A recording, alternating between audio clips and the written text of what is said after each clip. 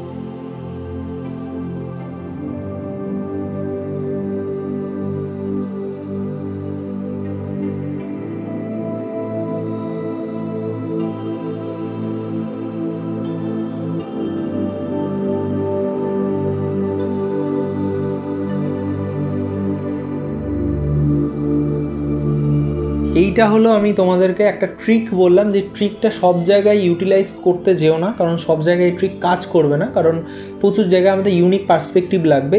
এই সিনে আমি আর কোনো ইউনিক পার্সপেক্টিভ পাইনি, হয়তো তোমরা পাবে, সেটা কমেন্ট করে আমাকে জানাও যে আর কী ধরনের শট নেওয়া যেত, তাহলে হয়তো আর একটু ভালো লাগতো ভিডিওটা দেখতে, বা লাইটিং কীরকম আর একটু করলে বেটার হতো সেটা তোমরা আমাকে জানাও কমেন্ট করে।